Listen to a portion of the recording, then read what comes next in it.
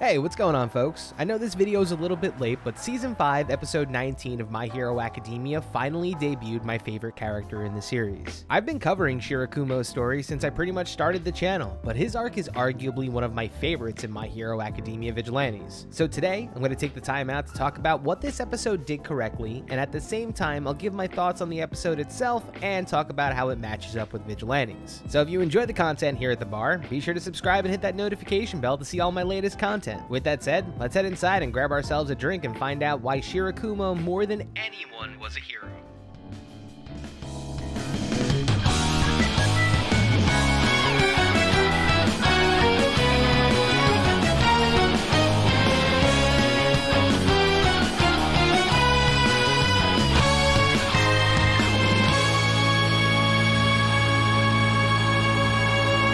Alright, welcome to the bar, folks. So, episode 19.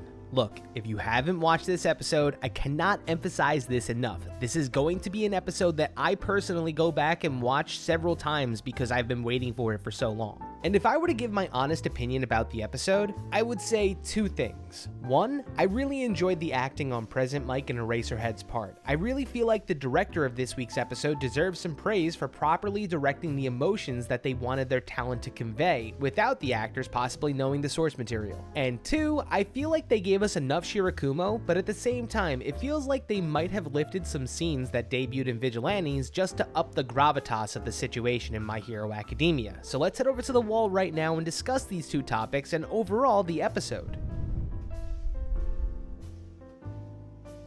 Okay, so I'm gonna skip the stuff that happened in the beginning of episode 19 just for the sheer fact that it did stick to the manga for the most part. Even down to Mina calling out Uraraka for having a crush on Deku once again. I knew coming into this episode that it was going to be heavily weighing on Eraserhead and Present Mike's shoulders, so it was nice that they gave us a little bit of Class 1A being independent, along with us finding out that Ida's learning to loosen up a little bit. Look at them hips. Now granted, after this episode, My Villain Academia begins. I still don't know how My Villain Academia is going to play out with like 6 or 5 episodes left in the season, but for the most part, this is probably the last time that we're going to see Class 1A for the rest of the season. That is, until they do the cliffhanger for the end of Season 5.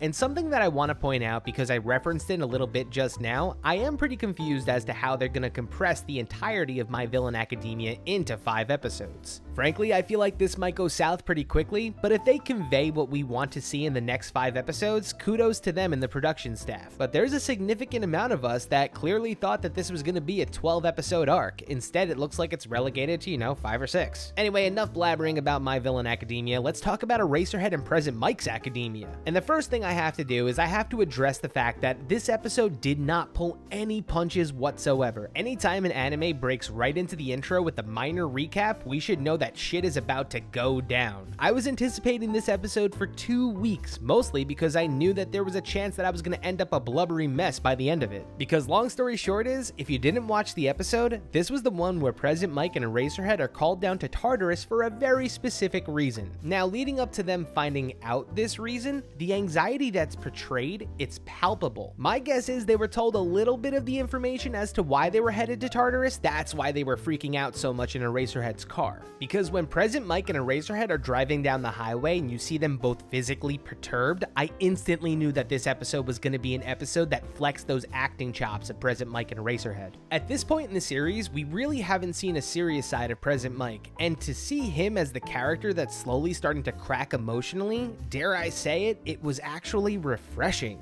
It showed to me, at least, that this character is somebody that has complex emotions. He's not just an overbearing, over-the-top character. His personality is that of an extrovert because he tries to hide the fact that he has so much pain in his past. Like when he tells Eraserhead to calm down and Eraserhead looks over at him and he's freaking out 10 times harder, it gives you chills. Throughout this entire episode, there were several times where Present Mike just can't get a grip on his emotions and reverts into straight up denial and just starts freaking out. The moment when they're just standing inside of Tartarus Tartarus and Gran Torino with an extremely exhausted looking Tsukauchi tell him that Kurogiri has the DNA and base quirk of their best friend Shirakumo, you see them both melt down emotionally simultaneously. Because when they step into the room and they look at Kurogiri, you can tell that they already know, they can feel it in their guts. They haven't even been told that this person is their best friend, but they know. They just don't want to admit it to themselves. That's why when they're in the interrogation room before even stepping inside of Kurogiri's cell, Eraserhead has his hand over his mouth the entire time because he's trying not to throw up.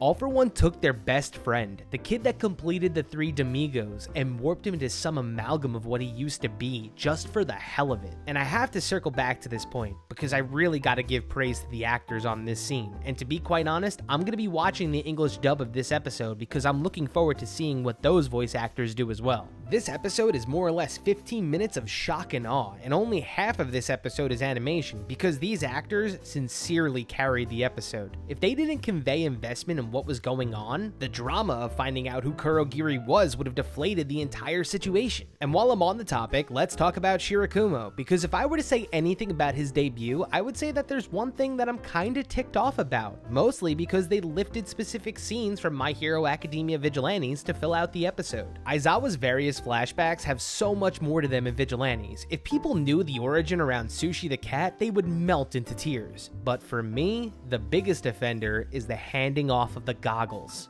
Never mind the opening shot, which is arguably one of the most beautiful parts of the Aizawa arc in Vigilantes looking like shit, when you see Eraserhead tear his goggles off of his head and hold them right in front of Kurogiri inside of Tartarus, if you read Vigilantes before, you know what those goggles mean. And to have that moment relegated to a simple flashback kind of hurts because it's a plot point in My Hero Academia Vigilantes. Aizawa keeps on getting into situations where he has to close his eyes, and if it weren't for Shirakumo, we wouldn't have the Aizawa with those goggles that we see today. But for Horikoshi to plant a character like Kurogiri in the beginning of the series, who was more or less a background character, and turn him into a plot point that helps the series progress is a beautiful move. And look, the truth is, upon watching this episode, everyone here that is not reading My Hero Academia Vigilantes should absolutely pick up the title now, or at least jump to chapter 50-ish if you want to know more about Shirakumo. Obviously, yeah, you can click the card above right now and get educated there, but reading the manga and actually seeing it happen right in front of you and then watching the anime, it's amazing. Granted, there will be times where your shared frustrations with mine come out and you'll realize that, hey, they took a scene from Vigilantes and just put it in My Hero Academia, what the fuck? But if anything, what this episode did was help new viewers dip their toe into Aizawa's arc enough that people can become curious and search Shirakumo and stumble across Vigilantes. The one thing I'm kinda happy that they did is that they didn't involve Midnight. You have to read Vigilantes to learn that Sushi the cat right here eventually ends up belonging to her, and that she's the unofficial 4th member of the 3 Demigos, which I guess would kind of make her, what, D'Artagnan in that essence? And if I were to talk about my favorite part of the entire episode, it has to be Shirakumo fighting to say Shota before passing out and then going, I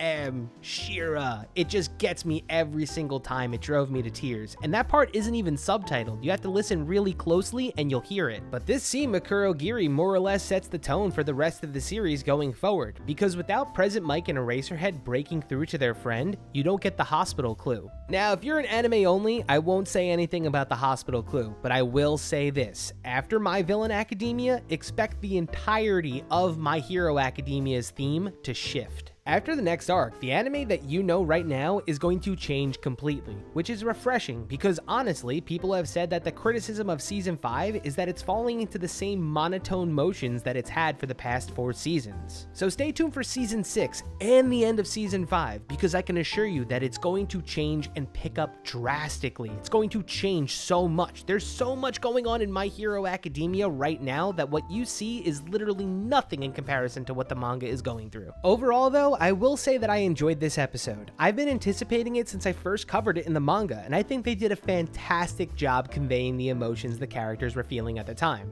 And like I said, I'm always drawn back to Present Mic because I really feel like he shined during this particular scene. While yeah, we got to see some real emotion coming from Eraserhead, in my honest opinion, the character that shined during this episode was Present Mic because it finally showed that he can be more than just a one-dimensional, over-the-top character. And as for Eraserhead, seeing him arguably give us the most amount of emotion we've ever seen from him, period, that was refreshing as well. And please, under any circumstances whatsoever, I need to not see him cry again, because that completely destroyed me. Because even though I really liked how President Mike acted in the beginning of the episode, the person that made me cry was Eraserhead. I will always think about the scene where he screams at Kurogiri to please come back and remember who he was so the three of them can be heroes. And in general, to me at least, this is one of the most memorable episodes of My Hero Academia, because it's an episode that really kind of stays timeless in my opinion. I would say that it's one of the most emotional episodes of the series, and it's one that I will definitely come back to several times. So if you agree with my thoughts about this week's episode, be sure to leave them in the comments down below, because it's official. Cloud Boy is here and we gotta see what's next for him. Personally, I'm kinda hoping enough people become curious enough that they might have to animate Aizawa's arc to a degree. I just ask that they don't continue taking parts of that amazing Vigilantes arc and twisting it into My Hero Academia, because sometimes it really just doesn't feel natural. Because at this point, if they were gonna make the decision not to animate My Hero Academia Vigilantes, I would settle for an Aizawa movie. Either way, most of us know that Aizawa's flashback that gives us more Shirakumo only happens because memories are evoked by Koichi taking on the responsibility of finding that stray cat at home. Not to mention, that moment acts as a huge metaphor for Aizawa as a person, because shortly after this arc, he decides to become a teacher.